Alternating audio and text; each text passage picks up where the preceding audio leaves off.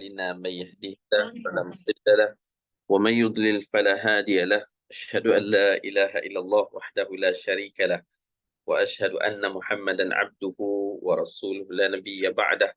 سبحانك لا علم لنا إلا ما علمتنا إنك أنت العليم الحكيم. اللهم فقهنا في الدين وعلمنا التأويل. أما بعد، أحبتي في الله، السلام عليكم ورحمة الله وبركاته. Alhamdulillah, alhamdulillah. Pertama dan selama-lamanya kita ucapkan segala pujian dan syukur kepada Allah Subhanahu Wa Taala Rabbul Jalil atas semua nikmat yang Allah kurniakan dalam kehidupan kita, nikmat kesihatan, nikmat iman dan Islam, taufik serta hidayah dari Allah Taala sehingga dapat sama-sama kita bertemu pada pagi yang barakah ini. InsyaAllah mudah-mudahan pertemuan kita ini kita doakan mendapat keberkatan di sisi Allah Subhanahu Wa Taala. Allah kurniakan kita ilmu yang bermanfaat, ya. Allah kurniakan kita ilmu yang barakah, insya-Allah. Allah kurniakan kita kefahaman daripada ayat-ayat Al-Quran, ya, serta moga-moga Allah Ta'ala menambahkan daripada ilmu yang kita pelajari iman dan ketakwaan di sisi Allah Ta'ala. Tambahnya ilmu kita, maka bertambahlah juga baiknya akhlak, ya, yang mulia mencontohi Nabi SAW.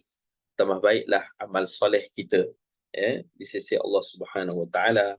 Moga-moga Allah Subhanahu Wa Taala kurniakan kepada kita dengan kebaikan serta rahmatnya serta kejayaan dunia dan akhirat, insya-Allah. Amin ya rabbal alamin. Seterusnya marilah sama-sama kita mengucapkan selawat dan salam ke atas baginda Nabi Muhammad sallallahu alaihi wasallam, keluarga Rasulullah, para sahabat dan semua mengikuti Nabi sampailah ke hari kiamat. Dan juga yang dikasihi serta yang dimuliakan kepada semua para asatizah, tuan guru, kepada semua para jemaah muslimin muslimat yang dirahmati dan dimuliakan Allah Subhanahu Wa Taala. Jadi alhamdulillah kita dapat bertemu, moga-moga pertemuan kita ini diberkati oleh Allah Subhanahu Wa Taala dan semoga juga Allah Taala melimpahkan bagi diri kita kebaikan, rahmatnya serta keberkatan pada pagi-pagi ini. Moga Allah Taala rahmati kita dengan Al-Quran dan menjadikan kita melalui Quran itu syafaat di yaumul akhirah. Sebagaimana Nabi SAW pernah bersabda, ya, bagaimana Nabi suruh kita membaca Quran, Iqra'ul Quran fa innahu ya'ti yaumal qiyamah syafi'an li ashabi. Kerana apabila tibanya hari kiamat, Al-Quran itu akan menjadi syafaat, menjadi penolong, membantu kita, iaitu bagi orang-orang yang selalu membacanya, orang yang dekat dengannya, orang yang sentiasa berusaha memahaminya, mentadaburinya, dan mengamalkannya, insya-Allah. Semoga Allah Ta'ala kurniakan bagi kita kebaikan dan keberkatan hidup dengan Al-Quran, dengan kebaikan dan Quran yang kita bacakan, moga-moga menjadi sumber hidayah, petunjuk daripada Allah SWT, sehingga kita beroleh dengan rahmat serta keredaannya dunia dan akhirat, insya-Allah. Amin ya rabbal alamin. Jadi para jemaah sekalian yang dirahmati dan dimuliakan oleh Allah Subhanahu Wa Taala, pada pagi ini kita nak melihat beberapa ayat Quran yang mana menceritakan tentang nikmat-nikmat syurga Allah Subhanahu Wa Taala yang khususnya melibatkan ahli keluarga kita. Kenapa ahli keluarga ni? Yang sesuatu yang Allah Taala juga menyebutkannya, ia merupakan salah satu daripada nikmat di dalam syurga Allah Subhanahu Wa Taala. Kerana ada ayat Quran yang menceritakan tentang nikmat syurga yang pelbagai, makanannya, nikmatnya, dan begitulah juga jannatu adnin tajri min tahtiha al-anhar. Allah Ta'ala sebut tentang bagaimana syurga ini mengalir di bawahnya sungai-sungai, keindahan syurga yang tidak mampu maknanya tidak akan pernah dilihat oleh mata manusia, dan tak mampu kita terfikir bagaimana keadaan keindahannya. Namun di antara nikmat syurga yang besar itu adalah masuk syurga bersama ahli keluarga. Jadi masuk syurga bersama ahli keluarga inilah merupakan salah satu nikmat, antara nikmat yang terbesar di dalam syurga Allah Subhanahu Wa Taala. Jadi untuk yang pertamanya kita nak melihat daripada Al-Quran, surah At-Tur. Surah At-Tur ayat yang ke-21. Ayat dalam Al-Quran. Baik, dalam ayat-ayat Quran yang kita akan bacakan pada pagi ini, ada beberapa ayat yang menggambarkan, yang Allah SWT gambarkan nikmat syurga yang bersama-sama kita masuki syurga bersama ahli keluarga kita. Inilah satu nikmat yang besar yang Allah sebut dalam Quran tentang nikmat syurga Allah SWT. Bagi ada Quran surat 523. 523. Tidak saya buka.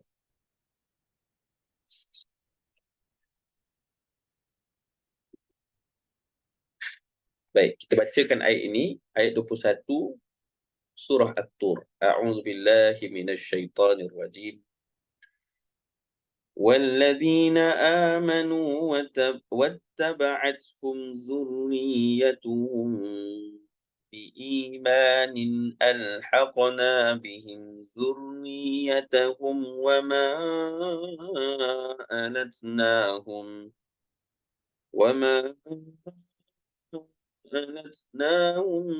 من عمل من شيء كل امرئ بما كسب رهين. Sadaqallahu azim. Baik, dalam ayat Quran yang kita bacakan, surah At-Tur ayat 21, Allah Ta'ala berfirman, وَالَّذِينَ آمَنُوا, dan orang-orang yang beriman, manusia di kalangan mereka yang beriman kepada Allah Subhanahu Wa Ta'ala.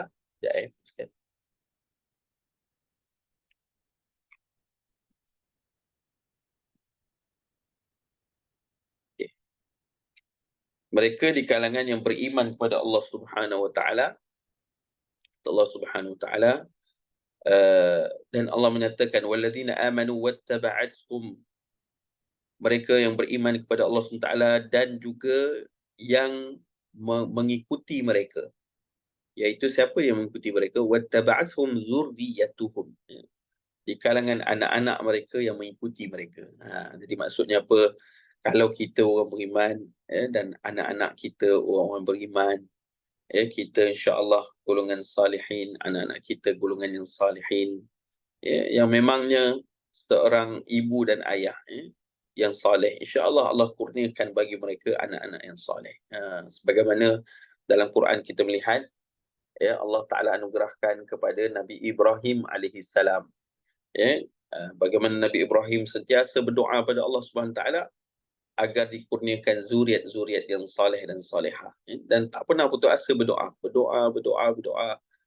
Bahkan doa-doa Nabi Ibrahim dalam Quran ini begitu banyak sekali, sehingga antaranya Rabbi ja'alni muqimas salati wa min zurriyati. Dalam Quran Allah beritahu doa Nabi Ibrahim, antaranya, ya Allah ya Tuhanku, Rabbi ja'alni, jadikanlah diriku, Rabbi ja'alni muqimas salati, ij'alni muqimas salati, orang yang mendirikan salat, wa min zurriyati, dan bukan hanya aku tapi zuriat keturunanku. Jadi maksudnya apa? Nabi Ibrahim ni selalu mendoakan zuriat keturunannya juga menjadi orang yang mendirikan solat, orang yang menjadi orang yang soleh dan solehah. Jadi kita pun sama, kan? Jangan berhenti berdoa, melainkan kita doakan supaya Allah anugerahkan kepada kita, bahkan diri kita, yakni dengan zuriat keturunan yang soleh-solehah. Baik, jadi Allah beritahu, dan wattaba'athum zurriyatuhum, mereka yang beriman dan orang yakni anak keturunan mereka juga mengikuti mereka, juga beriman kepada Allah Subhanahu Taala. Tengok Nabi Ibrahim, atas sebab doa-doanya, maka ramai di kalangan anak keturunannya Allah pilih menjadi rasul. Masya-Allah. Antara yang kita lihat, Nabi Ibrahim alaihissalam ada anak bersama dengan Sayyidatina Hajar. Jadi Hajar mendapat anak bersama Nabi Ibrahim, iaitulah Nabi Ismail alaihissalam, seorang Nabi. Manakala Nabi Ibrahim dengan Sarah mendapat anak namanya Ishak alaihissalam. Jadi anak Nabi Ibrahim dua-dua ini adalah Nabi. Nabi Ishak dan Nabi Ismail alaihissalam. Kemudian daripada Nabi Nabi Ishak alaihissalam, kemudian besar dapat anak namanya Nabi Yaqub alaihissalam. Kemudian Nabi Yaqub alaihissalam mendapat anak, antaranya adalah Nabi Yusuf alaihissalam. Selain daripada anak-anak yang lain, salah seorangnya diangkat menjadi rasul, namanya Nabi Yusuf alaihissalam. Kemudian berterusanlah keturunan ini sampailah Nabi Musa, Nabi Harun, Nabi Daud, Nabi Sulaiman, sampailah Nabi Zakaria, Yahya, Isa. Ini semua adalah anak cucu keturunan Nabi Ibrahim alaihissalam daripada Nabi Ishaq alaihissalam, Nabi Yaqub alaihissalam. Manakala daripada belah Nabi Ismail alaihissalam, mendapat zuriat keturunan sampailah kepada Adnan, Adnan kepada Abdul Muttalib, Abdul Muttalib mendapat anak yakni Abdullah, dan Abdullah adalah ayah kepada Nabi Muhammad sallallahu alaihi wasallam. Jadi maksudnya apa? Anak keturunan Nabi Ibrahim alaihissalam, Allah berkatkan atas doa Nabi Ibrahim, lalu anak keturunan Nabi Ibrahim ini adalah di kalangan salihin, bukan hanya salihin tapi para anbiya. Masya-Allah. Jadi kita pun kena macam tu, doa pada Allah dan berusaha mentaati Allah Ta'ala, berdoa agar Allah kurniakan kita zuriat keturunan yang soleh dan solehah, insyaAllah. Maka Allah beritahu, wattaba'athum zurriyatuhum biiman. Siapa yang beriman dan anak keturunan mengikuti mereka dengan keimanan, alhaqna bihim zurriyatahum. Allah Ta'ala beri janji dalam Quran bahawa kami akan hubungkan kembali hubungan mereka. Ini subhanallah, inilah antara kunci disebutkan kunci kepada hubungan kekeluargaan yang takkan putus. Kan? Jadi kita berkeluarga di dunia ini, antara nikmat yang besar dalam dunia ini adalah kita ada keluarga. Ada anak, pasangan kita, anak kita, cucu kita, alhamdulillah. Begitulah juga ibu ayah kita, pakcik makcik kita.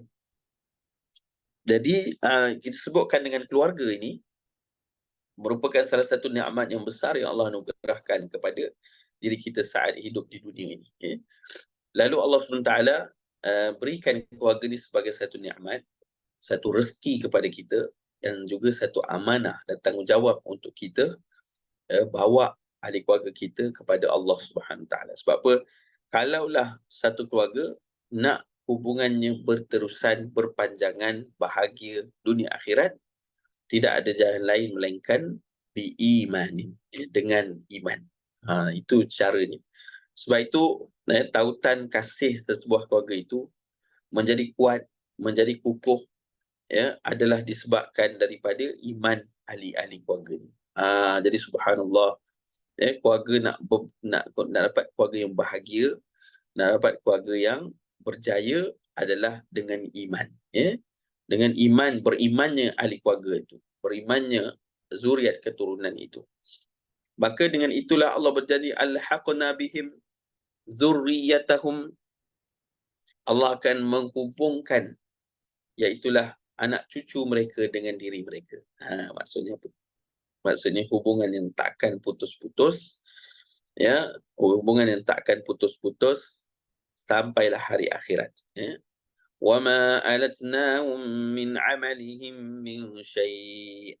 Rupanya nak bahagia dunia, kena keluarga ada iman.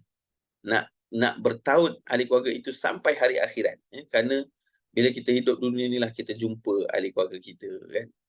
Boleh jumpa, boleh gathering, boleh, maknanya apa, bertemu, ini ahli keluarga kita, ini pakcik makcik, ini adik-beradik, masa dunia inilah. Tapi bila kita meninggal dunia, kita sendiri meninggal dunia ataupun mereka meninggal dunia, maka selepas itu tidak ada lagi peluang untuk kita bertemu lagi dengan mereka, melainkan dengan izin Allah Subhanahu Wa Taala. Bagaimana Allah pertemukan kembali? Iaitulah di dalam syurga Allah Subhanahu Wa Taala. Jadi maksudnya kalau nak jumpa balik, memang tak tahu macam mana nak jumpa balik dah.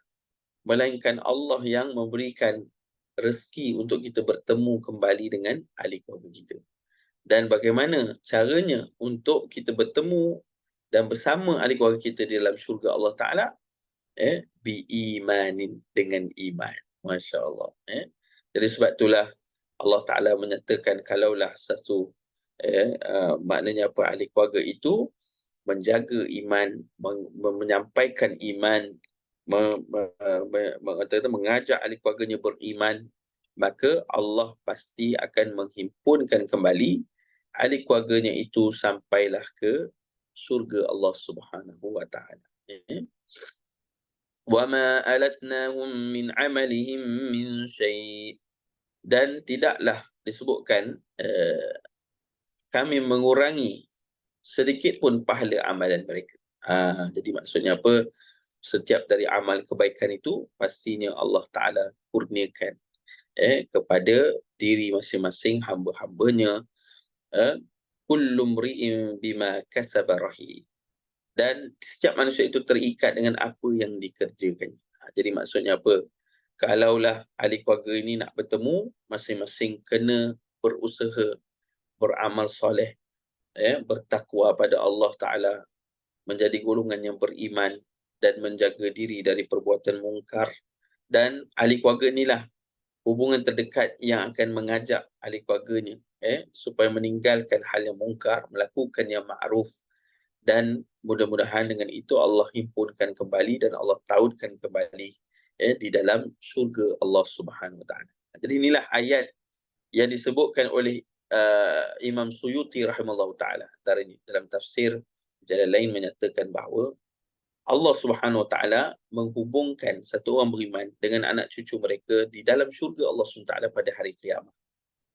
Sehinggalah disebutkan bahawa Allah meninggikan darjat ahli keluarga ini, sehingga kan mereka itu menjadi di kalangan ahli-ahli syurga yang saling bergembira buat selama-lamanya. Ya Allah, seronoknya kan.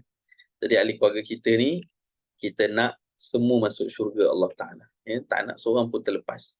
Dan sebab itulah Allah Ta'ala mengajarkan kita dalam Quran, Ya ayyuhalladzina amanu qu anfusakum wa ahlikum nara.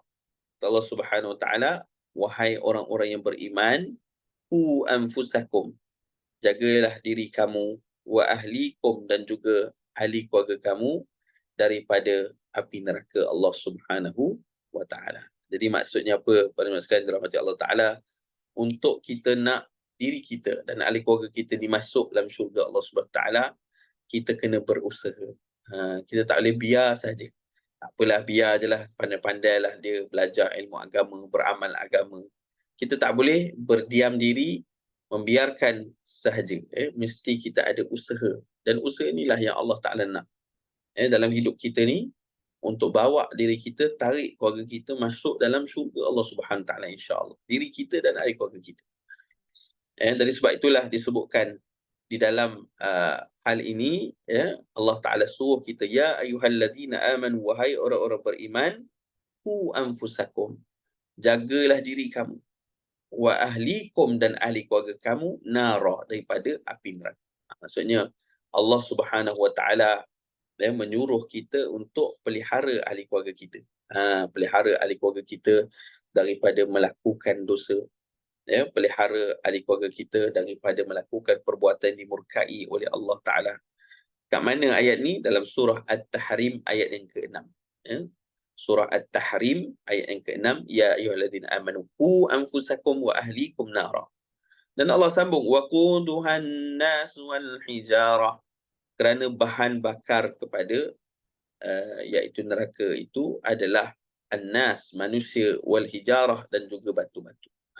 Jadi inilah di antara perkara yang disebutkan dalam Quran bahawa bagaimana kita orang beriman kena pelihara keluarga kita daripada api neraka.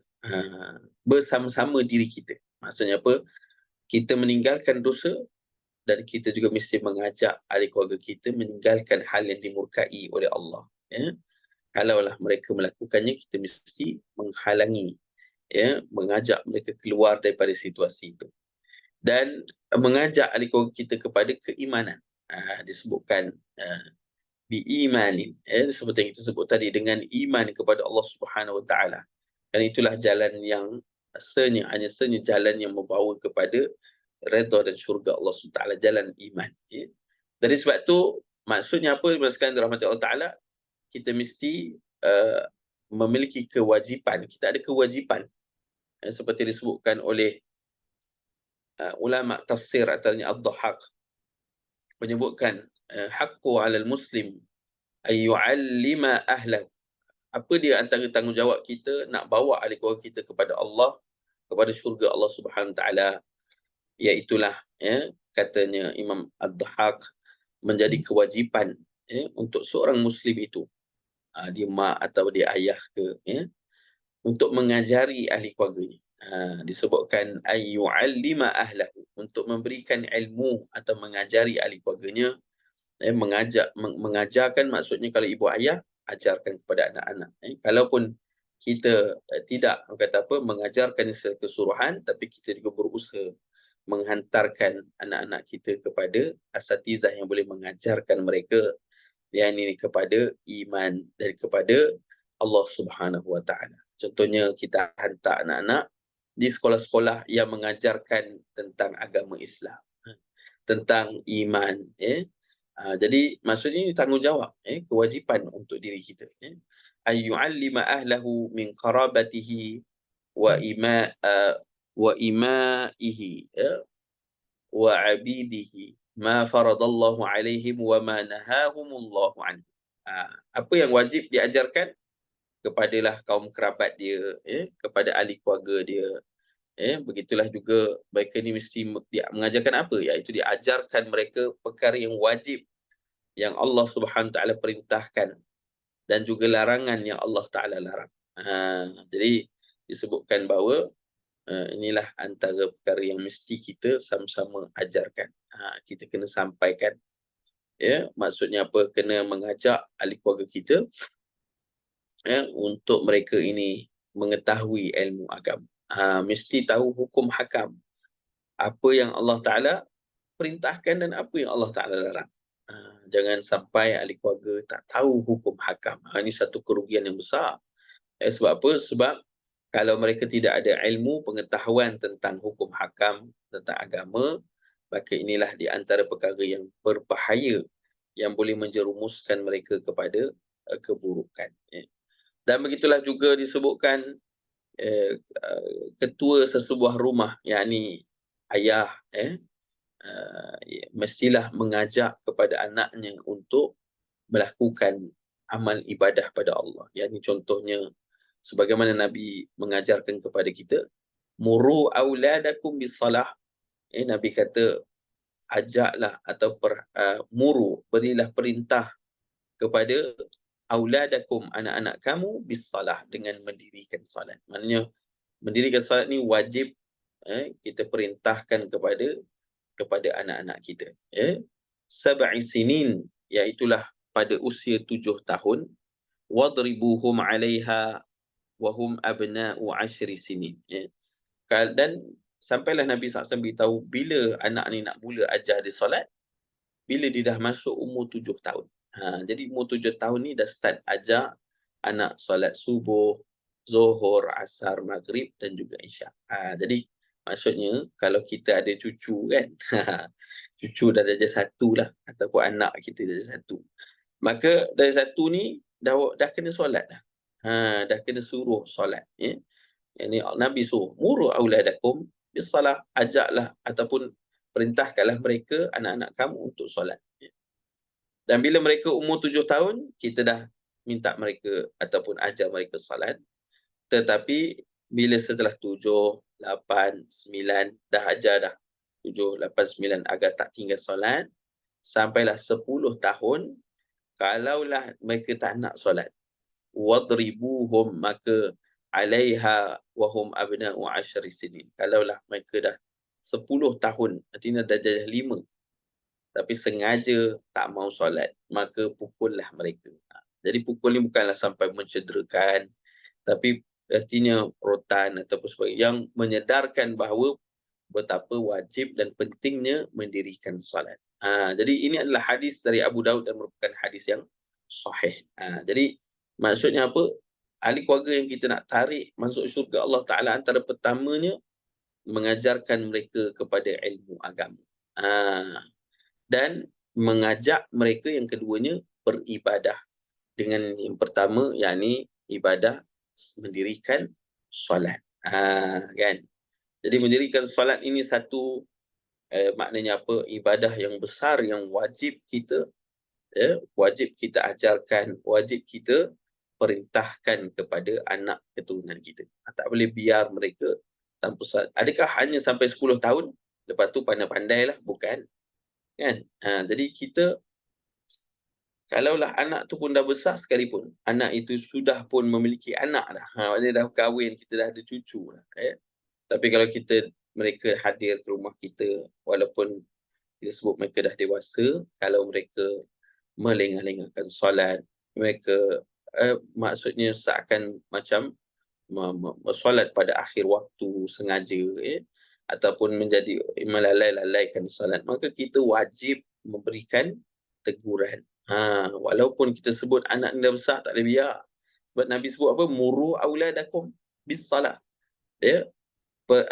Perintahkanlah anak kamu solat itu. Dalam umur berapa? Bukan umur 7 tahun, 10 tahun saja, sampai bila-bila pun.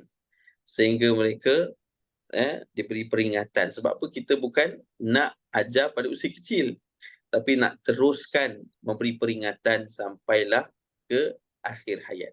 Sebab tu Allah Ta'ala beritahu apa? Ya ayyuhallazina amanu qu anfusakum wa ahlikum nara. Kalau mereka melalaikan solat, ada meninggalkan solat, kita tak boleh biarkan, kita kena tegur. Kita kena bagi peringatan, kita kena bagi nasihat. Sebab semua inilah yang akan menjadi disebutkan sebagai salah satu usaha yang akan menarik diri kita dan keturunan kita, anak-anak kita kepada redha Allah Ta'ala dan syurga Allah Subhanahu Wa Ta'ala. Dan begitu jugalah yang ketiga, menghidupkan ahli keluarga kita dengan amal. Ini pun penting. Jadi apakah amal yang dihidupkan? Sebagai contohnya, baginda Nabi SAW mengajar kita untuk tidak beramal sendirian. Jangan kita buat ibadah sendiri je. Maksudnya kalau kita jaga solat, kita je jaga solat. Anak ke orang ahli keluarga kita ke biar je. Tak boleh. Begitulah juga kalau kita ni pergi majlis ilmu, mestilah kita ajak ahli keluarga kita yang mana ada kesempatan, kemampuan. Kalaulah kita bangun malam sekalipun, kata Nabi SAW, jangan lupa ajak sekali pasangan kita. Macam tu sekali yang Allah Ta'ala Nabi SAW ajarkan. Begitu juga Allah SWT dalam Quran. Sebagaimana Nabi SAW mengajarkan kita membina ahli keluarga kita dengan amal agama bersama-sama.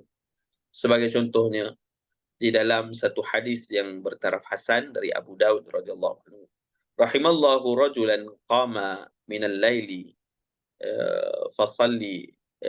fasalla wa ayqadha imra'atuhu fasallat fa in abat nadaha fi wajhiha al-ma'. Nabi SAW cerita, sungguhnya Allah sangat merahmati seorang lelaki yang bangun di waktu malam, yakni bangun untuk mengerjakan solat malam, yakni bangun solat tahajud, kan? Dan ia membangunkan isterinya. Maksudnya apa? Bukan dia bangun seorang, tapi dia bangunkan isteri dia. Lalu si isteri pun mengerjakan solat, begitu. Kan? Dan bila isterinya tak mahu bangun, contohnya dah kejut tak nak bangun, maka dia pun mengambil air, memercikkan air di wajah isterinya. Ini Nabi SAW beritahu. Ambil air sikit, percik sikit supaya bangun. Bukan ambil sebali tuang atas kepala, kan. Nanti tu mengamuk. Jadi ambil sikit air, percikkan. Jadi bila dipercikkan, maka begitulah juga Nabi sebut, wa rahimallahu ra'atan qamat minal lail fasalat وأيقظت وجهها وأيقظت زوجها فصلى فإن أبا نضحت في وجهه الماء. Dan begitulah sebaliknya, Allah merahmati seorang wanita yang bangun di waktu malamnya lalu mengejutkan suaminya. Lalu suaminya pun bangun dan mengerjakan solat malam. Kalaulah suaminya tak mahu, maka dia pun ambil air memercikkannya pada wajah suaminya agar bangun. Dan ini adalah hadis Abu Daud dan merupakan hadis hasan. Maknanya apa? Maksudnya dalam Allah Ta'ala, ibadah, kebaikan yang kita buat, jangan kita buat seorang, kena ajak ahli keluarga kita. Kan? Kita pergi majlis ilmu, ajak anak-anak kita, ajak ahli keluarga kita kepada ilmu. Masya Allah. InsyaAllah, kalaulah kita bersama-sama mengikuti kebaikan ini, insya-Allah ahli keluarga kita akan mendapat barakah. Bukan hanya diri kita, tapi juga ahli keluarga kita akan mendapat keberkatan di sisi Allah Subhanahu Wa Taala. Jadi inilah dalam konteks yang pertama ni, yakni kita kena membina rumah dengan iman. Bagaimana membina ahli keluarga kita dengan iman? Iaitu yang pertama tadi bagaimana? Iaitu dengan menghalangi ahli keluarga kita dari melakukan dosa. Mengajar mereka dengan ilmu agama, kemudian mengajar mereka dengan ibadah yang wajib, yang salat yang wajib untuk ditunaikan, dan mengajak mereka melaksanakan ibadah-ibadah yang lain di sisi Allah Subhanahu Wa Taala. Jadi itulah yang disebutkan dengan perkara-perkara yang Allah Subhanahu Wa Taala anugerahkan, yakni kita sebutkan bagaimana bagaimana diri kita, Allah Subhanahu Wa Taala anugerahkan kepada kita ahli keluarga, maka mestilah kita tidak meninggalkan tanggungjawab ini. Mestilah kita buat apa? Mestilah kita ni melaksanakan ibadah bersama-sama ahli keluarga kita. Mestilah diri kita ini melakukan amal soleh bersama dengan mengajak ahli keluarga kita. Barulah kita akan mendapat barakah dan kebaikan, insya-Allah. Jadi para jemaah sekalian dirahmati dan dimuliakan oleh Allah Subhanahu Wa Taala, ini 4 perkara yang sama-sama kita boleh mengambil manfaat. Dan seterusnya kita melihat ayat Al-Quran. Kita bacakan sedikit ayat Quran yang lainnya. Baik. Kita lihat pada surah Ar-Ra'du pada ayat yang ke-23. Surah Ar-Ra'du ayat 23.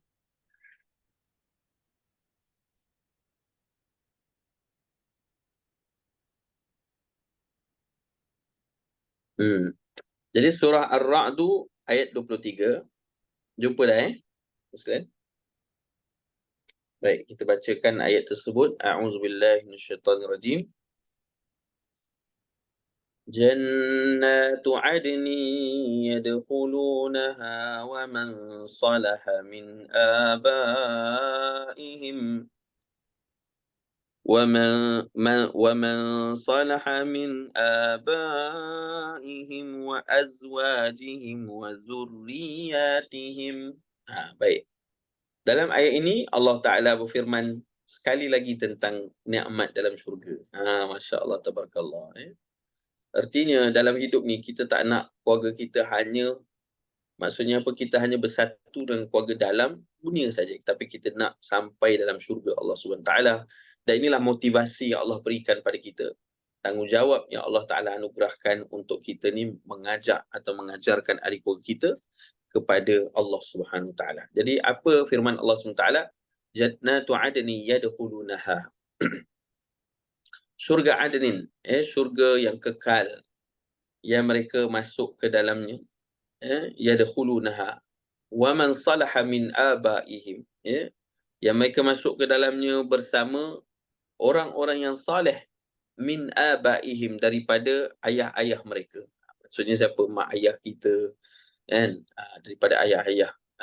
Wa azwajihim, dan juga pasangan mereka. Wa dzurriyyatihim, dan juga anak cucu mereka. Jadi maksudnya apa? Dalam ayat ini kata Imam Ibnu Katsir rahimahullah ta'ala bahawa Allah Subhanahu Wa Ta'ala mengumpulkan seseorang itu yang soleh bersama dengan ahli keluarganya yang soleh. Allah kumpulkan dalam syurga Allah Subhanahu Wa Ta'ala. Dan itulah membawa maksud, ayat inilah membawa maksud bahawa satu keluarga boleh masuk syurga bersama-sama. Dan Allah mengumpulkan mereka yang maknanya apa, yang dicintai oleh Allah Subhanahu Wa Ta'ala itu bersama dengan ahli keluarga mereka. Dan Allah tinggikan darjat-darjat ahli keluarga itu di dalam syurga Allah Subhanahu Wa Ta'ala. Jadi inilah ayat yang menjadi motivasi untuk kita terus memberi didikan pada ahli keluarga kita. Kita tak boleh biarkan ahli keluarga kita tak tahu tentang agama, ataupun jauh daripada ilmu agama, ataupun jauh daripada iman. Kita kena didik mereka, ajak mereka, tarik mereka kepada kepada iman dan kepada agama, kepada Allah Subhanahu wa taala. Dengan itulah kita lihat bagaimana dalam hadis Nabi SAW.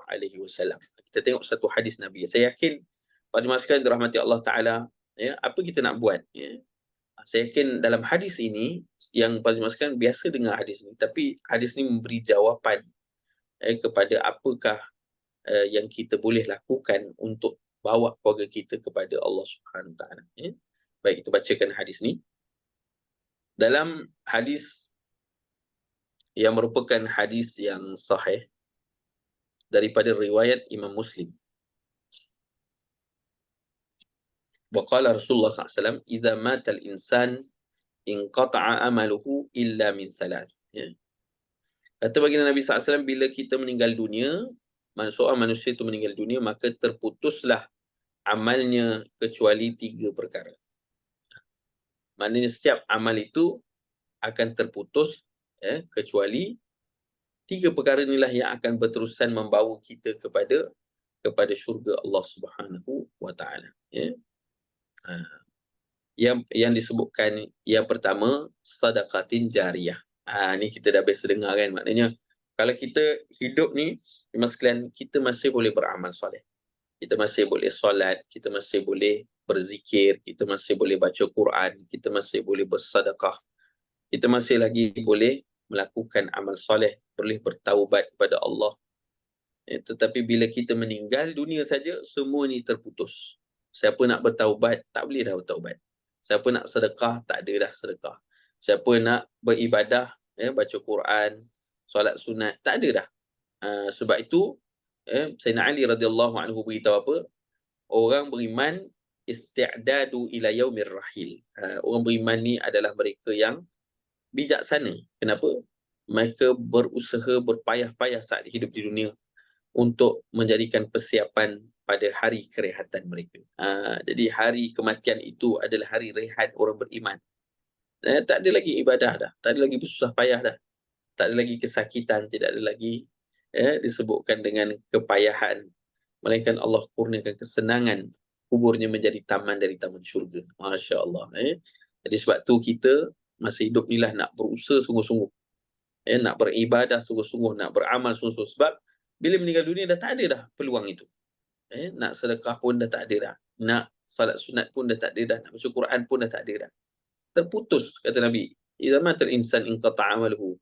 Putuslah semua amal dia. Maknanya terputuslah peluang untuk dia mendapat pahala amalan. Kecuali, ni kecuali. Illa min salas, kecuali kalau masih hidup, dia fokus buat 3 benda ni. Maka 3 benda ni lah yang akan menjadikan atau akan generate income. Bukannya pendapatan duit, tapi mendapat pahala yang berterusan. Ini dah dia. Generate pahala secara pasif. Tetapi dah meninggal dunia, dah tak ada dah peluang nak melakukan amal, dah tak boleh dah beramal, tapi pahala masih masuk ke dalam akaun kita. Sebelum kita dibangkitkan di hari kiamat. Ni peluang yang besar. Mana kita kena fokus buat benda ni. Tak ada orang kata 3 benda ni. Yang pertama, sadaqatin jariyah, sedekah jariah, ilmun yantafa'u bih, dan ilmu yang dimanfaatkan, wa waladun salih yad'u lahu, dan anak salih yang mendoakan. Ada orang kata, payahlah nak buat ni, siapa nak dengar ilmu kita, contohnya dia kata kan. Sebenarnya pada mas sekalian, 3 perkara ni kalau kita fokuskan buat pada family kita pun sudah sangat bagus. Mana family kita pun kita buat benda ni pun dah sangat-sangat baik dah. Macam itulah maksudnya kan. Dan sedekah ni kita boleh buat banyak tempat lah. Tapi seperti mana kita sebut sedekatin jariyah, sedekah jariyah ni boleh jadi berpanjangan. Kalau kita bagi pada ahli keluarga pun sudah jadi pahala yang berpanjangan. Masya Allah. Dan ilmu, kalau kita tak mampu bagi ramai orang pun, pada keluarga kita pun kita dapat pahala yang berpanjangan. Macam itulah juga waladun salih yad'u lahu, anak soleh yang mendoakan bagi kita. Inilah antara resepi keluarga bahagia, resepi kejayaan dunia akhirat. Baik, sekarang kita fokuskan 3 perkara ni dalam keluarga kita. Macam mana kita nak buat? Yang pertama, sadaqatin jariyah, sedekah jariah. sedekah jariah ni artinya apa saja kebaikan yang berpanjangan yang kita buat. Contohnya, kalau kita melakukan kebaikan pada ahli keluarga, bagaimana banyaknya pahala yang kita boleh dapat. Kita memberikan, maksudnya apa, anak-anak kita makan, kita tolong masakkan, itu semua sedekah jariah, sedekah yang dapat pahala berterusan, kan. Dan begitulah juga disebutkan dalam hadis Nabi SAW, antara sedekah yang paling utama adalah kepada ahli keluarga kita yang susah. Sebab itu kalau kita lihat dalam kisah sahabat Rasulullah SAW, ada seorang sahabat nama Abu Talhah radhiyallahu anhu. Jadi Abu Talhah ni, dia ada satu kebun di Madinah, dan kebun tu sangat cantik lah, kebun kurma, lebat buah-buahannya. Kerana dalam kebun tu pun ada telaga, dan telaga itu namanya Bi'ruha, telaga Ha, huruf Ha kan, telaga Ha. Jadi telaga ini Nabi SAW juga, dia tak jauh daripada Masjid Nabawi dan rumah Rasulullah SAW pada waktu itu. Dan Nabi selalu pergi ke belakang daripada masjid, pergi masuk dalam apa tu, kebun tu, ambil air dari telaga tu, dengan izin Abu Talhah radhiyallahu anhu. Jadi Abu Talhah seronok sangat, cinta sangat dengan kebun dan telaga dia. Sebab Nabi pun pakai, jadi dia rasa seronok. Jadi apa yang berlaku, satu hari turun firman Allah, lan tanalul birra hatta tunfiqu mimma tuhibbun. Allah Subhanahu wa taala tidak akan sampai, lan tanalul birra, tidak akan sampailah tahap kebajikan yang sempurna di sisi Allah Subhanahu wa taala, hatta tunfiqu mimma tuhibbun, sampailah kamu sanggup untuk menginfakkan sesuatu yang kamu cintai. Jadi bila turunnya firman Allah ni, Abu Talhah ni cepat-cepat jumpa Nabi SAW. Dan kemudian dia pun berkata, ya Rasulullah, aku sangat cinta pada kebun aku ni, yang ada telaga hak di dalamnya, kau gunakan daripada sini. Tetapi Allah telah menurunkan ayat Quran, tidak sampailah kepada kebajikan yang sebenar-benarnya sampai kamu menginfakkan apa yang kamu cintai. Maka hari ini Rasulullah, aku infakkan kebunku dan semuanya yang ada isinya, maksudlah telaga ni, pada jalan Allah. Masya Allah. Kan? Hebat sahabat Nabi kan. Sanggup untuk korbankan apa saja untuk mendapat cinta Allah SWT. Lalu Nabi SAW seronok sangat, Nabi doakan keberkatan kepada harta yang diinfakkan. Namun Nabi tanya kepada Abu Talhah, ya Abu Talhah, bukankah kamu ada ahli keluarga yang susah? Jadi Abu Talhah radhiyallahu anhu pun berkata, betul ya Rasulullah, aku ada adik-beradik, pakcik-makcik yang susah. Maka Nabi SAW beritahu pada dia, kalau begitu kamu infakkanlah kepada mereka dahulu sebelum kamu infakkan pada jalan Allah. Jadi maknanya apa? Nabi SAW beritahu apa? Untuk Abu Talhah memberikan infak itu dahulu kepada ahli keluarga dia dulu, sebelum memberikannya pada jalan Allah. Jadi Abu Talhah pun ikut perintah Nabi SAW. Dia pun bagi sebahagian ni kat adik dia, dekat yang susah, adik-adik dia yang susah, pakcik-makcik dia yang susah. Dan baki daripada tanah tu diserahkan pada jalan Allah SWT. Masya Allah. Dan hari ni, semua daripada tanah Abu Talhah ni dan telaga-telaga dia pun sudah menjadi sebahagian dari Masjid Nabawi. Masjid Nabawi kan dibina besar ke belakang, masuk terus dalam kebun Abu Talhah radhiyallahu. Masya Allah. Jadi rupanya berkat dari sedekahnya, infaknya itu, dan juga kepada ahli keluarganya, akhirnya tanahnya itu menjadi, bahkan telaganya itu pun duduk di dalam Masjid Nabawi. Kalau kita pergi Masjid Nabawi, pintu 21 ada dekat situ. Ada dekat situ tanda sebuah, ada telaga kat situ. Telaga hak dipanggil. Maka itu antara rahmat Allah Ta'ala bagi mereka yang berinfak.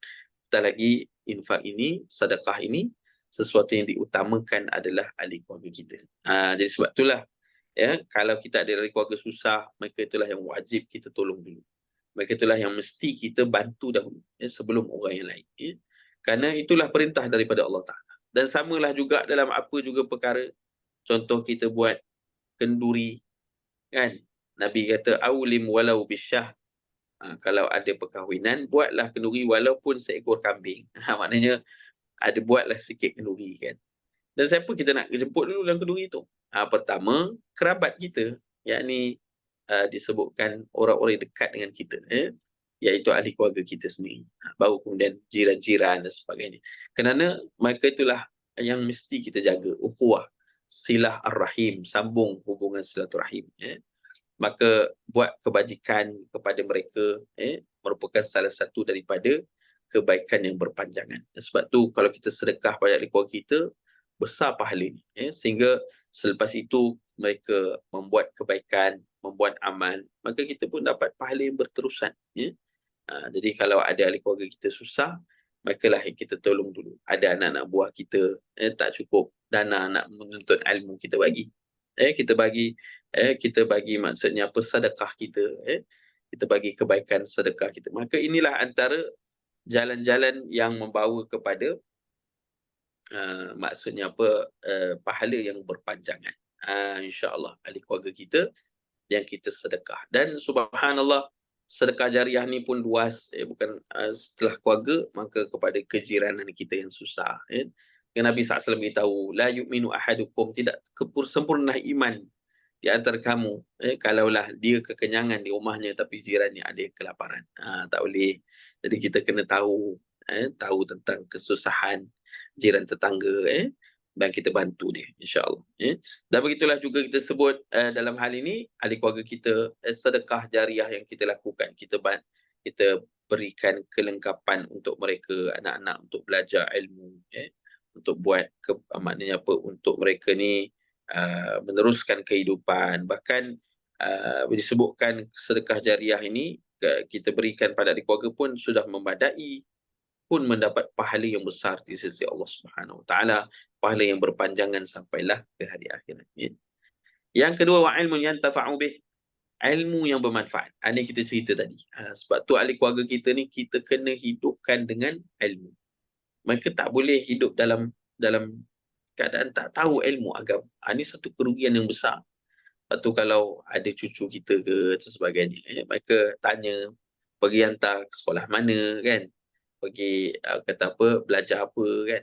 Jangan biarkan mereka tak tahu baca Quran, tak tahu ilmu agama. Kena tahu ilmu agama, kena menguasai ilmu agama. Kerana ilmu agama itulah yang akan menjadi dinding, yang akan menahan diri satu orang daripada melakukan hal yang buruk ataupun yang mungkar. Kerana zaman ni zaman fitnah. Tengok hari ni zaman apa, perceraian kan. Banyak berlaku perceraian, terlalu banyak sangat, dan terlalu sekejap sangat perkahwinan tu berlaku perceraian. Na'udzubillah. Dan saya ada seorang sahabat, kawan saya, qadi lah. Dia kata satu hari tu datang pasangan pengantin. Lepas tu dia kata, nak ada apa? Dia kata nak mohon perceraian. Dia kata bukan ke minggu lepas saya yang akad nikah ni. Bukan ke saya yang datang masa akad nikah pengantin ni kan. Maksudnya yang jadi qadi masa tu lah. Jadi lelaki ni berkata, betul Ustaz, baru seminggu kan? Baru seminggu dah bercerai. Na'udzubillah. Jadi ini berlaku kenapa? Ini pasangan-pasangan yang muda berlaku. Kenapa? Bermaksudkan kerana ilmu, kekurangan atau ketandusan dengan ilmu agama. Kan? Apa yang sekarang ni zaman-zaman apa? Zaman-zaman suami-suami handsome diceraikan. Handsome bukan main suami, kena cerai. Difailkan perceraian kan. Beritahu kenapa? Nak beritahu betapa mudahnya untuk melakukan perceraian. Dan sekali isteri pula boleh failkan perceraian, mohon perceraian. Hal ini tidak berlaku insya-Allah kalaulah ahli keluarga, kalaulah diri seorang itu dilengkapi dengan ilmu. Subhanallah. Bagaimana Nabi SAW menceritakan bagaimana subhanallah di dalam satu hadis Nabi SAW. Nabi menceritakan jangan mudah-mudah meminta perceraian. Sehingga dalam hadis dari Thauban radhiyallahu anhu, qala Rasulullah SAW, ayyuma imra'atin sa'alat zawjaha talaqan fi ghairi ma ba'sin fa haramun 'alaiha raihatul jannah. Perceraian adalah sesuatu yang memang dalam agama dibolehkan jika tidak ada jalan keluar, jika telah diusahakan untuk diperbaiki. Tapi tanpa ilmu agama, sentiasa saja akan berlaku perceraian. Sebab apa? Masing-masing hanya mempertahankan kelebihan masing-masing. Maksudnya apa? Dia pun keadaan media sosial hari ini yang mengajarkan perkara-perkara yang tidak sepatutnya, kan. Macam seorang perempuan dia tengok dalam TikTok hari-hari, Instagram hari-hari, Facebook hari-hari, dia tengok adik keluarga lain. Keluarga lain pula menayang-nayangkan mereka punya kebahagiaan. Kemudian keluar pula tips suami yang ideal. 10 sifat suami yang ideal. Kita tengok tak ada satu pun pada suami aku, dia kata buat menyesal dia, buat rugi je aku duduk dengan suami. Jadi akhirnya minta perceraian. Na'udzubillah. Kata Nabi SAW, wanita mana yang sahaja meminta talak ataupun ceraian tanpa ada alasan yang jelas, kan, sebab dia tak realistik, maka haram baginya mencium bau syurga Allah Subhanahu Wa Taala. Tak ada bau syurga di hari akhirat. Jadi hadis daripada Abu Daud dan bukan hadis yang sahih. Begitu juga sebaliknya, seorang suami bertanggungjawab, sebab itu tidak ada jalan lain membina kebahagiaan dalam keluarga. Yang mana Allah sebut keluarga ini ada mawaddah, sakinah, mawaddah wa rahmah. Ada ketenangan pada keluarga, ada cinta, ada rahmah, ada kasih. Semua ni tidak akan timbul melainkan dengan agama, dengan iman. Maka kalau ahli keluarga, suami isteri tidak ada ilmu agama, bagaimana untuk mereka bertahan dengan situasi mihnah ujian pada hari yang hari-hari datangnya daripada media sosial, daripada sekeliling, maka perceraian itu berlaku dengan sangat pantas. Sebab apa? Sebab tidak ada tolak ansur, tidak ada ilmu. Para wanita kalau yang ada ilmu, dia berhati-hati, tidak mudah dimohon perceraian, kerana dia tahu bahawa kalau dia melakukannya tanpa sebab yang alasan yang jelas, maka tidak akan dibau syurga di hari akhirat. Na'udzubillah. Maka sebab itulah para suami juga mesti lengkapkan diri dengan ilmu. Dulu saya dengar bila nak kahwin, tanya soalan kan, baca ayat kursi, apa rukun iman, apa rukun Islam. Dia ada soalan. Bagus, saya ingat kena buat balik lah macam tu.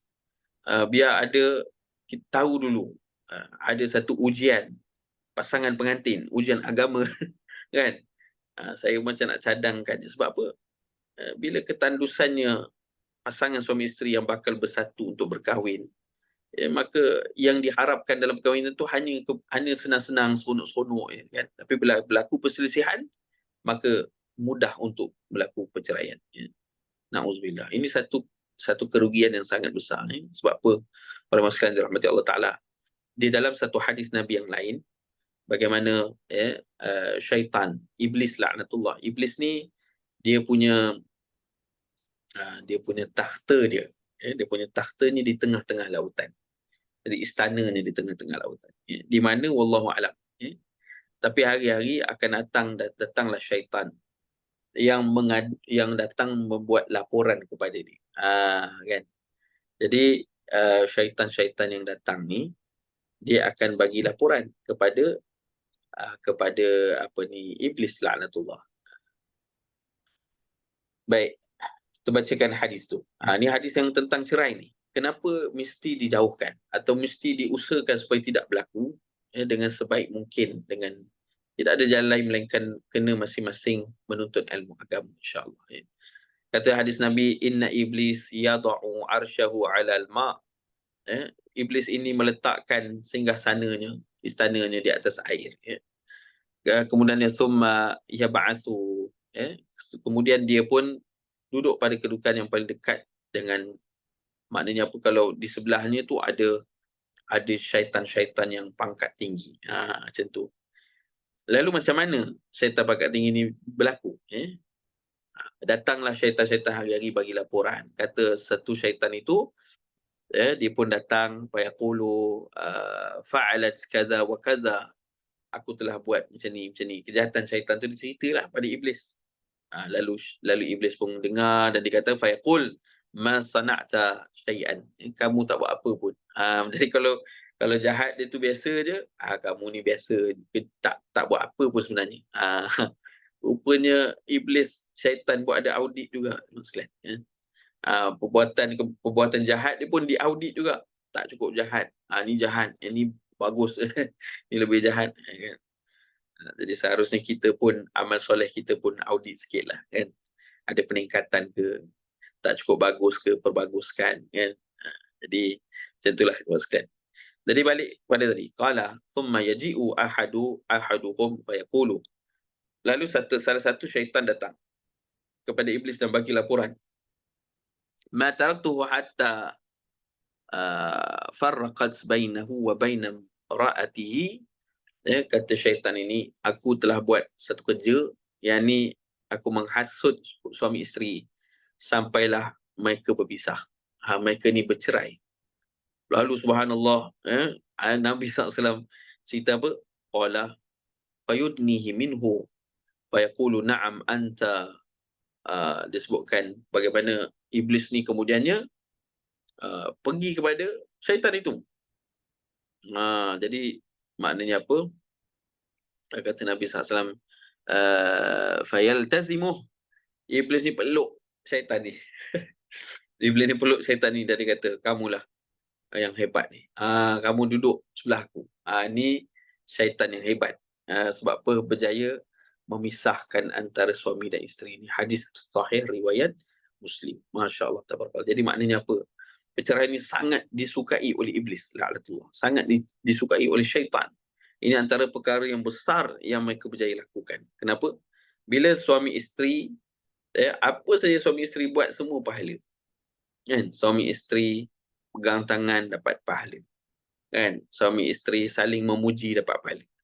Ajar, saya selalu ceramah selama muslimat, duha saya kata, ajar jangan lupa puji haji-haji tu. Kan, dari bila last puji haji-haji? Allah Ustaz, 20 tahun lepas puji dia last. Pujilah sikit, kan. Balik ni jumpa suami masing-masing, cakap, bang, saya rasa abang ni handsome lah. Sebut sikit, senyum, insyaAllah haji senyum, 2 bulan dia senyum insyaAllah. Nak beritahu kata apa, memuji suami isteri pun dapat pahala. Dan begitulah juga suami, jangan lupa puji masakan isteri, itu semua dapat hasanah, dapat kebaikan, dapat pahala, kan. Tapi janganlah macam satu kisah ni, haji ni dia kata, oh lama tak pernah amal Ustaz, 25 tahun dah kahwin, tak pernah saya puji masakan isteri saya, balik ni nak amal. Dia pun balik, elok-elok lepas ceramah tu dia pun balik, isteri dia pun hidanglah makanan, ada lauk, ada nasi, dia pun cedok lauk, dia pun baca doa, dia makan dengan isteri dia, pun makan bismillah, makan. Pada kunyah dah telan, dia kata, ya Allah, yang suami ni lah yang tak pernah puji masakan isteri dia ni, ya Allah, dia kata, sedap sungguh lah, dia kata, sedap sungguh lah masakan ni. Dia kata, dalam 25 tahun inilah makanan paling sedap sekali, dia kata. Ni tak pernah puji, kan. Isteri dia tak senyum pun, dia pun pelik, tengok kenapa. Isteri dia kata, bang, 25 tahun saya masak pun tak pernah puji masakan saya. Hari ni jiran bagi lauk, abang puji sungguh. Nak beritahu apa? Sebab tak pernah buat. Tak pernah puji, tak pernah buat. Kan? Jadi kalau suami-suami nak buat tu, jangan lupa tanya dulu siapa masak lauk ni. Tanya dulu, masak lauk ni, insya-Allah selamat dunia akhirat. Insya-Allah. Jadi nak cerita beritahu apa? Dalam hal ini, kita sebutkan bagaimana buat apa saja pasang suami isteri, bahkan suami isteri yang bersama pun mendapat pahala, hasanah. Maknanya mesranya suami isteri dapat pahala. Ini yang syaitan tak nak ni, kan. Jadi sebab itu dia nak suami isteri ni bercerai. Bila bercerai, masing-masing terdedah kepada dosa. Yang lelaki pun terdedah pada dosa, yang perempuannya pun terdedah pada dosa. Jadi inilah yang dia nak. Dan subhanallah, bukan hanya jin, yang maknanya syaitan di kalangan jin yang suka benda ni, tapi ada syaitan satu lagi, syaitan di kalangan manusia. Jadi manusia pun ada syaitan juga. Jadi contohnya apa? Musuh-musuh Allah, musuh-musuh agama Islam, mereka ni tak suka umat Islam ni kuat. Kan? Jadi sebab itu Syekh Yusuf Al-Qardawi berpesan, umat Islam ni menjadi kuat, terbina di atas sebab keluarga Islam. Jadi kita ada keluarga yang pertama, keluarga yang kedua, keluarga yang ketiga. Maka berhimpun keluarga ni jadi umat Islam. Bukan orang Islam pertama, orang Islam kedua, orang Islam kedua. Tak, bukan macam tu. Dia mengikut keluarga-keluarga Islam. Jadi maksudnya kalau satu bangunan adalah umat Islam, maka yang menyebabkan bangunan itu terbina kerana batu-batu yang tersusun daripada keluarga-keluarga Islam. Jadi setiap keluarga Islam tu satu batu. Batu yang kedua, batu yang ketiga. Macam tu. Dia bukan individu, dia keluarga. Jadi sebab itulah mereka musuh Islam, mereka berusaha sedaya upaya untuk memecah belahkan keluarga. Supaya keluarga Islam tak wujud. Dengan itu, umat Islam akan jadi rapuh. Ini kata Syekh Yusuf Al-Qaradawi. Sebab itu mereka berusaha merosakkan institusi kekeluargaan. Macam mana caranya? Dengan hiburan, dengan internet, media sosial, dengan na'uzubillah macam pornografi, na'uzubillah. Begitulah juga dengan perkara-perkara seperti LGBTQ yang tak habis-habis ni, LGBTQ, RSTU, makin panjang pula geng-geng yang macam ni kan, golongan yang macam ni. Jadi ini semua merosakkan kekeluargaan. Kalau lelaki berkahwin dengan lelaki jadi keluarga, tak jadi keluarga. Beruk dia tengok jantan pun dia tak selera, dia kata kan. Tapi ada orang manusia dengan lelaki pun na'uzubillah boleh jadi berhubungan. Ini yang mereka nak. Ini yang mereka nak, perempuan dengan perempuan, lelaki dengan lelaki. Kalau perempuan dengan perempuan berkahwin, adakah itu perkahwinan? Itu tidak ada apa. Itu bukan keluarga. Na'uzubillah. Bahkan itu keingkaran yang besar kepada Allah Subhanahu Wa Taala. Seperti mana golongan Nabi Lut alaihissalam yang Allah binasakan mereka disebabkan perbuatan itu. Macam itulah juga perkara-perkara yang lain, anasir-anasir yang lain ni, yang datangnya daripada sekeliling kehidupan kita. Jadi sebab tu tidak ada jalan lain untuk satu, maknanya ahli keluarga kita ni nak bersatu, keluarga yang bersatu, keluarga yang kuat. Bukan hanya kita tapi anak-anak kita dengan pasangan mereka, melainkan dengan ilmu yang tafa'ubih, ilmu agama. Kita kena sampaikan kepada mereka. Sebab tu ajaklah mereka pada majlis ilmu. Bawa keluarga kita. Kalau ada seminar-seminar agama kan, ada talk, contohnya seminar kekeluargaan oleh ustaz sekian, ustazah sekian, bawa keluarga kita. Kan saya pun respect jugalah mak ayah saya, bahkan saya punya kata mertua, walaupun dah kahwin, saya dah ada anak, masa tu dah ada 2 orang, 3 orang kan, mereka tetap ajak saya, jom hari kita pergi majlis ilmu. Walaupun orang kata apa, anak ni dah besar dah, dan anak pun duduk dalam agama juga, tapi tetap mereka nak juga anak ni terus menuntut ilmu. Jom kita pergi majlis, sama-sama belajar, sama-sama tuntut ilmu, sama-sama bina ilmu agama agar makin kuat kekeluargaan. Dan memang itulah resepi ni, maksudkan. Kalau satu keluarga mengabaikan agama, maka na'uzubillah, tak lama boleh jadi keluarga tu boleh porak-poranda. Kerana ujian zaman ni, zaman fitnah yang begitu dahsyat. Zaman fitnah ni begitu dahsyat ujian. Tak macam zaman terdahulu. Zaman sekarang sesuatu itu lebih, maksiat itu lebih mudah dilakukan. Dosa itu lebih mudah dilakukan dan perceraian lebih mudah berlaku kerana keadaan hari ini. Internet, media sosial dan semua-semua yang kita sebut tadilah. Maka dengan itulah ini adalah disebutkan perancangan-perancangan musuh-musuh Islam untuk membinasakan keluarga-keluarga Islam. Maka tidak ada jalan lain melainkan kita mesti mensediakan diri kita dengan ilmu. Ahli keluarga kita, ilmu yang tafa'ubih. Jadi kalau kita ada ahli keluarga, ajak mereka kepada ilmu. Kan? Kalau kita macam pagi ni kita ada perkongsian, kita pun type sikit apa point-point kan. Kita share dalam grup, keluarga kita. Sama-sama kita ambil manfaat, sama-sama ajak keluarga kita kepada ilmu. Bukan hanya berhimpun ahli keluarga, bukan hanya berhimpun sekadar seronok.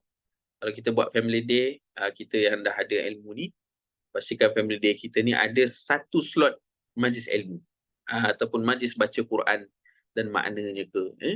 Sekurang-kurangnya bila ada perjumpaan majlis family day, ada lepas maghrib isyak malam ni kita ada baca Yasin sikit, kemudian kita ada tazkirah pendek, contohlah kan. Jadi biasakan keluarga kita dengan ilmu. InsyaAllah bila keluarga kita ada ilmu, akan jadi pendinding yang paling kuat. Kalau berlaku perselisihan, akan mencari jalan keluar. Tak sewenang-wenangnya berlaku perceraian. Tak sewenang-wenangnya maknanya apa, berlaku disebutkan kecurangan. Na'udzubillah. Kerana hal-hal ini semua adalah ujian pada waktu ini. Dan tiada jalan lain melainkan ilmu yang bermanfaat yang kita sampaikan. Sebab tu keluarga kita didik mereka dengan ilmu. Kalau cucu kita belajar, sekarang ni darjah berapa, tak solat lagi, kita kena concern. Kena beritahu pada mak ayah dia. Kenapa mereka anak cucu kita tak tahu solat lagi? Kena tahu tu. Sebab apa dimaksudkan, bila dan ilmu agama ni kena berterusan belajar. Daripada kecil sampai dewasa, sampailah kita meninggal dunia. Tak boleh berhenti. Kenapa? Sebab ilmu ni kena berterusan. Tulis zaman. Kata Imam Syafi'i, belajar ilmu ni kena berterusan sepanjang zaman. Dan Nabi juga berpesan, talibul ilmu faridatun ala kulli muslim. Belajar ilmu itu adalah wajib bagi setiap muslim. Setiap waktu, pada bila pun umurnya. Tidak ada kata berhenti dah. Contohnya satu orang umur 46 tahun dah, tanya bila last belajar ilmu agama, dia kata ada, saya belajar fiqah, tauhid, tapi last 12 tahun, masa umur 12 tahun dulu, masa darjah 6 dulu. Maknanya dia pergi sekolah agama tu, lepas tu tak belajar dah ilmu agama. Tak boleh, kita kena terusan. Kenapa? Berterusan ini sebab apa? Ilmu tu akan lupa, bahkan tidak ada kepastian, bahkan kita akan duduk dalam, na'udzubillah, takut duduk dalam kejahilan. Sebab tu ilmu ni mesti sentiasa di-upgrade, di-update. Macam kita lah, ada komputer, kena update. Ada telefon, kalau kita pakai apa, iPhone ke apa kan, kena upgrade dia punya apa, dia punya apps dia, software dia. Kalau tak upgrade, dia jadi ke belakang. Jadi kalau teknologi orang boleh upgrade, kenapa ilmu agama tidak ada upgrade kan? Tidak ada pertambahan. Jadi sebab tu kita mesti bawa keluarga kita untuk upgrade ilmu mereka. Termasuklah diri kita, sentiasa belajar ilmu, menyampaikan.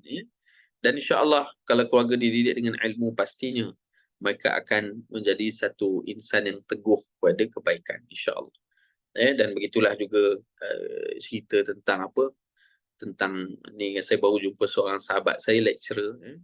Dia kata sayang sekali, dia kata, Ustaz, dia kata saya, boleh tak kita buat program, Ustaz? Dia kata mengajar mahasiswa-mahasiswa yang Muslim ni tentang taharah, tentang ilmu agama, fiqh yang simple.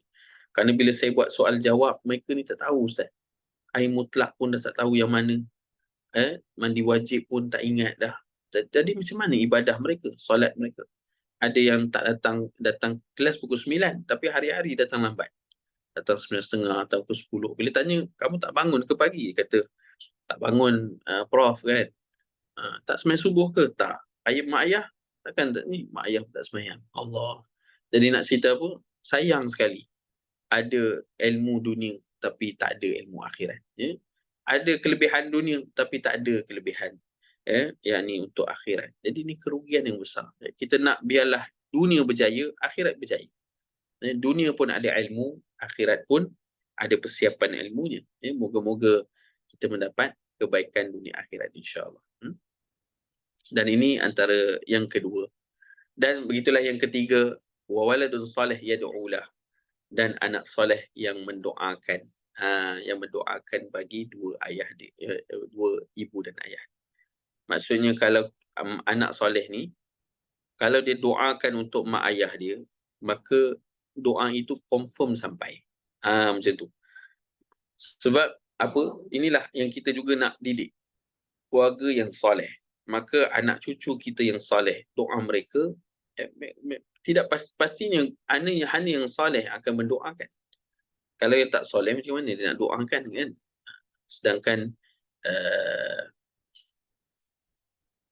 Sedangkan kita sebut dalam hal ini, kita tidaklah kata apa, kita sebutkan bahawa mereka ni kita maknanya apa, kita anak cucu yang soleh ni, kita tidak datang tiba-tiba, melainkan kita sendiri kena initiate, kita kena groom dia, kita kena bawa dia menjadi anak yang soleh-soleh. Jadi sebab tu, wal soleh yad'u lahu, anak soleh yang mendoakan dua ibu ayah dia. Pastinya anak soleh ni lah yang bila mana datangnya tibanya waktu, bila kita meninggal dunia, mereka lah yang akan uruskan jenazah kita. Kan? Tapi kalau anak tak dididik dengan agama, dia pun takut tengok jenazah, takut tak tahu apa nak buat. Dijemput kepada waris untuk imamkan anak ke mana ke. Anak ramai, anak lelaki, tapi seorang pun kata, "Allah Ustaz, saya tak ingat lah sembahyang jenazah macam mana. Ustaz je lah sembahyang jenazah." Sedangkan tidakkah dia tahu bahawa doa-doanya dimakbulkan oleh Allah kepada ibu ayah dia. Jadi sebab tu anak ni kalau diasuh dengan agama, insya-Allah Allah Ta'ala bagi dia ni tak ada lagi masalah. Mak ayah meninggal pun dia jadi imam, dia uruskan jenazah sampai dia bawa. Alhamdulillah baru dalam 3 tahun, 4 tahun sebelum COVID, sekalian, alhamdulillah kami ada di tahfiz kami lah, ada seorang pelajar ni lah, dia dah tingkatan 5, namanya Faizil Hakim nama dia kan. Sekarang belajar di Mesir, alhamdulillah. Masa tu di tingkatan 5, ayah dia meninggal dunia. Innalillahi wa inna ilaihi raji'un. Ayah dia meninggal dunia daripada ayah dia meninggal, dari urus jenazah, jadi imam, sampailah baca talqin, sampailah doa, sampailah akhir selesai. Semua anak dia ni yang dari tingkatan 5 ni buat. Masya Allah. Alhamdulillah lah kita sebut. Kita ajar mereka kena tahu solat jenazah, kena tahu urus jenazah, kena buat ni. Sebab apa? Nanti akhirnya kamu akan uruskan mak ayah kamu. Memang diingat, memang dia Zaid Hakim ni belajar dengan di tahfiz saya ni daripada darjah 4 sampailah tingkatan 5 tu. Akhirnya alhamdulillah. Jadi dia yang solat jenazah, jadi imam solat jenazah ayah dia. Dia yang mandikan, dia yang masuk dalam liang lahat tu ambil kan. Dia yang baca talqin, walaupun ada lah imam-imam daripada bapak dia tentera, tapi walaupun ada imam-imam, tapi dia yang nak buat. Subhanallah. Jadi ini satu, kita tengok pun terharu. Kita cakap mudah-mudahan anak kita pun jadi macam tu lah. Tapi alhamdulillah atas didikan dan kesungguhan anak ni, untuk, dan kesungguhan mak ayah dia yang nakkan anak ni kenal Allah, ada ilmu agama, dan sekarang sudah menjadi hafiz Quran yang sedang belajar di Mesir. Semoga Allah permudah keputusan dia. Semoga Allah rahmati ibu ayah dia, insya-Allah. Jadi balik kepada tadi, maka sebab itulah walid salih yad'ulah, antaranya bagaimana nak hidupkan anak-anak soleh yang mendoakan anak soleh dalam al-Quran kita. Tidak ada jalan lain melainkan memulakan di dalam rumah kita sendiri. Jadi rumah kita ni adalah rumah, biar ia menjadi rumah yang maknanya apa, yang diimarahkan dengan zikrullah. Rumah kita. Lepas tu Nabi SAW sebut apa? La taj'alu buyutakum maqabir. Jangan jadikan rumah kamu seperti kubur, kata Nabi SAW. Kerana rumah seperti kubur ni macam mana? Imam An-Nawawi rahimahullah sebut, rumah yang macam kubur yang Nabi sebut adalah rumah yang, kubur ni macam ni, usang, kalau malam dia gelap, dalam keadaan dia kata apa, tidak ada sinar, dia usang, dia kubur, mana ada orang duduk kat situ kan. Jadi nak sebut kata janganlah jadi rumah macam kubur, maksudnya macam mana? Iaitulah kata Imam Nawawi rahimahullah, rumah yang tidak dihidupkan dengan Quran. Jadi rumah kita biar hidup dengan Quran. Sekalian, selalu kita baca Quran, sehingga Nabi SAW beritahu apa dalam hadis tu sambungannya, dan syaitan tidak akan masuk ke dalam rumah yang dibacakan surah Al-Baqarah. Jadi kalau kita rumah kita tak pernah baca surah Al-Baqarah, kita baca. Bacalah surah Al-Baqarah sikit tambah kan. Dan kita sambung ayat Quran yang lain. Dan bila ahli keluarga kita bertemu, ada slot baca Quran sama-sama.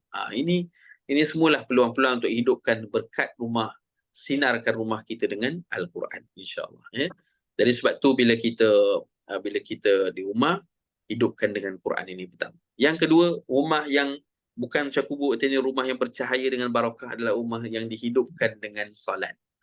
Jadi kalau solat fardu, kita Nabi SAW solat fardu di masjid, manakala solat sunat Nabi lakukan di rumah Nabi SAW. Solat sunat duha, solat sunat qabliyah ba'diyah, solat sunat tahajud, witir, maka kita hidupkan rumah kita dengan solat, dengan ibadah. Yang ketiga, rumah yang dihidupkan dengan zikrullah. Macam mana rumah hidup dengan zikrullah? Contohnya kita pasang TV, biarlah kita pasang majlis ilmu, kan? Kita pasang radio, biarlah radio tu dengarnya majlis ilmu. Benda-benda mengingatkan kepada Allah. Jangan rumah satu orang itu penuh dengan hiburan semata-mata yang membuatkan jauh daripada Allah. Biar rumah ni banyak zikrullah, baru ada keberkatan, dan kurang daripada perkara yang melalaikan. Tapi sekarang ni rumah orang lah. Ni bukan rumah jemaah dalam ni. Ni rumah orang kat Gunung Everest. Lebih banyak lagi perkara melalaikan banding zikrullah. Benda yang lalai tu lebih banyak lagi banding zikrullah dalam rumah dia. Jadi ni kerugian. Kerana akhirnya rumah yang penuh dengan zikir itulah rumah yang barakah. Rumah yang dilimpahkan dengan cahaya, keberkatan, kebahagiaan. Masuk pun tenteramnya. Kerana rumah bukan mesti kena besar, tapi rumah mesti kena ada berkat. Ada orang sangka rumah besar lah bahagia. Sebenarnya tak juga, kan? Ramai orang rumah besar tak bahagia, tak selesa, rasa kesunyian, kan? Macam ada satu orang sahabat saya ni lah, ustaz ni. Dia ada satu orang tu ada rumah punya besar, mas sekalian. Besarnya rumah tu, pagar dia dekat 2 tingkat bangunan. Pagar nak masuk rumah punyalah tinggi. Dan bangunan rumah tu 5 tingkat. Jadi sampai owner dia tak boleh tidur dalam rumah. Tidur malam kat katil, bangun-bangun dekat apa ni, dekat dapur. Kan? Anak dia tidur kat bilik, bangun-bangun dekat tandas. Mungkin tandas, mungkin pergi tandas lah, kan? Bangun-bangun ada yang dekat store. Jadi nak cerita kata tak sampai kena pergi ruqyah dan sebagainya. Kena pergi baca ayat Quran dan sebagainya. Jadi nak sebutkan kata apa, bukan mesti besar tanda bahagia, tapi kalau luas dan disinarkan dengan zikrullah, dengan ibadah, maka inilah yang kita nak. Maka saiz bukan satu penentu kebahagiaan, ataupun dalam rumah tangga itu, tetap saiz rumah itu, tapi yang disebutkan berkat itulah kunci kepada kebahagiaan. Maka kalau rumah itu besar ke kecil ke, tapi rumah berkat, insya-Allah bahagia. Rumah berkat macam mana tadi? Yang kita sebut tadi lah, dihidupkan dengan Quran, dihidupkan dengan salat, dihidupkan dengan zikrullah, dengan ingat kepada Allah SWT, dengan majlis ilmu. Kalau tak ada pun majlis ilmu, dengan kita buka TV yang ada cerita tentang ilmu, tentang kebaikan. InsyaAllah dengan itu kita beroleh dengan rahmat Allah Subhanahu Wa Taala, rumah yang diberkati dunia dan akhirat. Dan bagaimana rumah yang Allah Ta'ala tak nak kita ada rumah macam tu. Ni last lah. Kita tengok dalam surah Al-Ankabut. Sebelum sekalian buka surah Al-Ankabut ayat 41. Dalam Quran tak silap, muka surat 401. Kita tengok surat 401. Salah.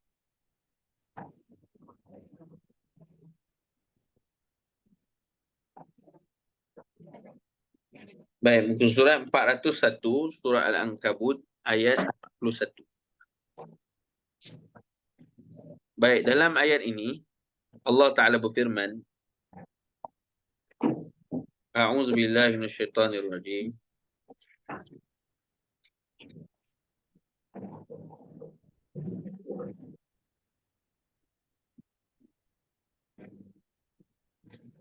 A'udzubillahi minasyaitanirrajim.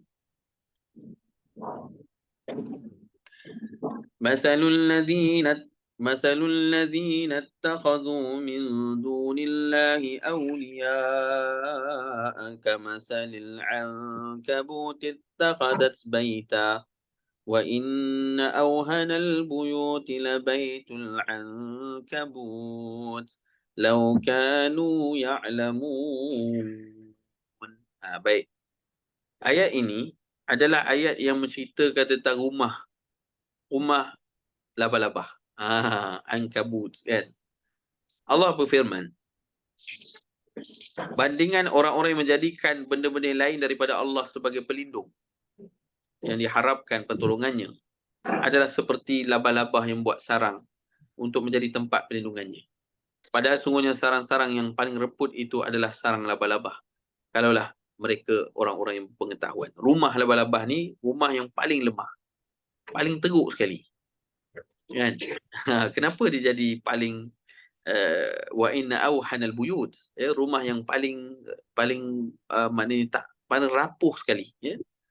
Bukan sebab sarang laba-laba tu semata-mata. Kalau kita lihat fizikalnya, sarang laba-laba ni dibuat daripada maknanya tali-tali laba-laba tu kan. Dan memang kalau terkena angin pun boleh koyak. Ya.